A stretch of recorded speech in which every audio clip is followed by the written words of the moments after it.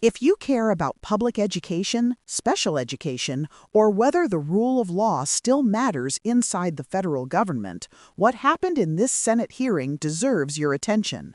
And before we go any further, make sure you subscribe so you do not miss coverage like this, because moments like these shape real policy decisions that affect millions of families.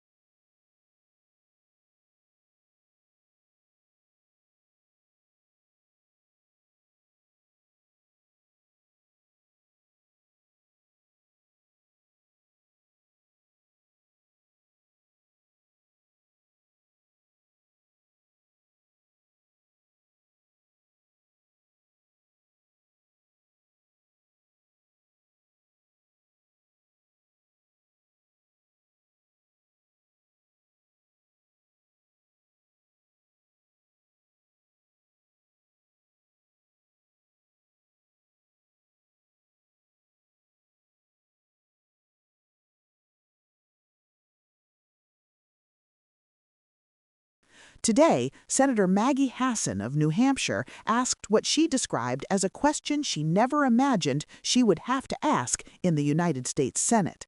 Not because it was complex, but because it cut to the most basic responsibility of public service: whether a cabinet secretary will follow the law if a president orders them to break it. That question was directed at Linda McMahon, the nominee to lead the Department of Education. Hassan began by acknowledging a prior meeting with McMahon, then moved quickly to the heart of the matter. McMahon has repeatedly stated that she would uphold the law, so Hassan posed the hypothetical that no longer feels hypothetical in today's political climate. If the president issues an order that violates federal law, will she follow the law or follow the president? McMahon responded by saying the president would not ask her to do anything illegal. Hassan did not let that stand unchallenged. She pointed out that within the last month alone, the administration had already attempted something federal courts determined was illegal: an indefinite freeze on congressionally approved federal grants. That freeze was blocked by the courts, but not before it created chaos and uncertainty for states, schools, and communities that rely on those funds.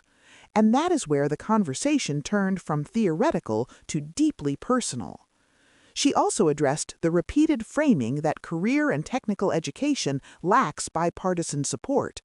Hassan reminded the committee that Republicans currently control Congress and that bipartisan bills supporting apprenticeships and workforce training already exist and could move forward today. The problem is not a lack of agreement, it is a lack of political will. Then Hassan explained why the Department of Education exists in the first place, not as bureaucracy for bureaucracy's sake, but because Congress recognized a national interest in ensuring that a child's education does not depend on their zip code, race, disability, or family income. McMahon insisted that parents should not worry, saying funding would continue but might be administered differently. Hassan pressed further. Which department would administer special education funding? McMahon suggested it could move back to the Department of Health and Human Services, where some of these programs were housed decades ago. That answer led to one of the most striking moments of the hearing. Hassan clarified what that would mean in practice. Special education services for children with disabilities would fall under the authority of Robert F. Kennedy, Jr. The room shifted. She asked McMahon what the federal government committed to paying when IDEA was passed in 1975. The answer is 40% of the average per-pupil cost for special education. Hassan then supplied the reality. The federal government currently pays closer to 15%. States and local districts already shoulder the majority of the cost. Despite that shortfall, those funds are still congressionally appropriated. They are the law. And yet, the administration and its allies are proposing massive tax cuts for billionaires while looking to offset those costs by cutting education funding. In New Hampshire alone, eliminating IDEA would mean a $60 million loss. That money does not disappear into a spreadsheet. It funds speech therapy, classroom aids, assistive technology, and trained professionals who make it possible for children with disabilities to learn alongside their peers. As her time expired, Hassan shared something deeply personal. Before IDEA and before the Department of Education existed, children like her son were not educated in public schools. They were excluded, institutionalized, and often abused. The creation of IDEA and the Department of Education was not abstract policy. It was a national moral decision that these children matter. She reminded the room that educating children with disabilities is difficult, expensive, and absolutely worth it. And that is why the proposal to eliminate the Department of Education alarms so many parents, educators, and advocates, because they know what happened before these protections existed. If this conversation matters to you, subscribe now. We will continue to break down what these hearings really mean, what the law actually requires, and how policy decisions in Washington reach directly into classrooms across the country.